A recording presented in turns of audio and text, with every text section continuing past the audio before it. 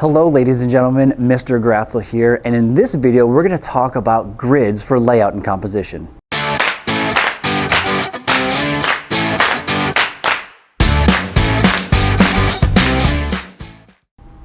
Personally, I like using grids. I think they really help me create a lot of structure and balance and takes a lot of the guesswork out of composition and where things should be, especially when I'm doing something that requires a lot of text or maybe has a lot of images to it. So grids are a great tool for putting that all together in a nice easy way and kind of getting you started and going in the right direction in the first place.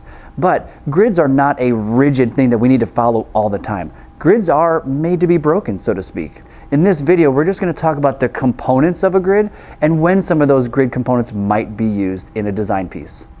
The first component we're going to talk about are margins. And margins are what help keep the content away from the edge of the design piece. Margins can be very generous and have a lot of space on the side, which you typically see in books. You might see that in your fiction books or nonfiction books. Gives you a lot of room on the edge. It makes it easy for the reader to read. You could also have a very tight margin, and that's usually used in magazine ads when there's a lot of information and very little real estate, and they have to kind of pack it in there. So they might have a little bit of a tighter margin and not a lot of space around those edges. The next component is called the column. Columns guide the content vertically on the page. So typically you can have a 1-column grid for a book design, and you can have a 12-column grid, which is pretty standard when it comes to web design. But again, you can have anything in between there. If a 12-column grid for the web design isn't working, then double it and make it 24. Or if the 1-column grid isn't working for the book, try a 2-column grid and see if that works. But again, all of that is flexible and depends on what your design is going to be. Next are the hang lines. Hang lines are there to help you hang content and information horizontally and consistently across the page.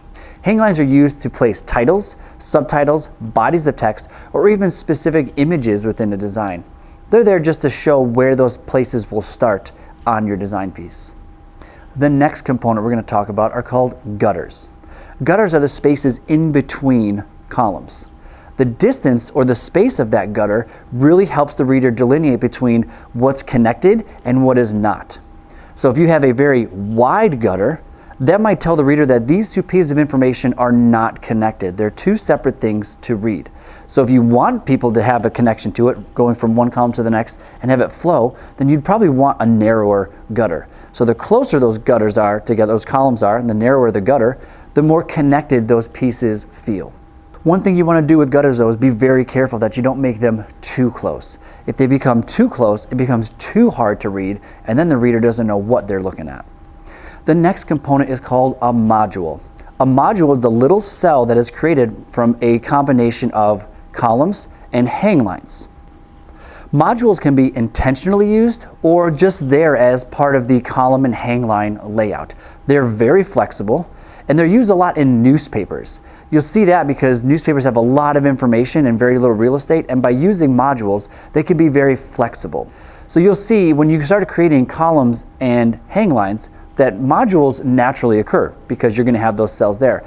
But you don't always have to use the modules as your guide. You can stick with just the columns and hang lines, or you can actually use the individual modules. Again, this is all up to you and how you want to create your design. My suggestion is just to kind of play around with it and see what kind of things you can create with it. Well, that's all we have for this short video today. Thanks for watching. I'll see you in the next one.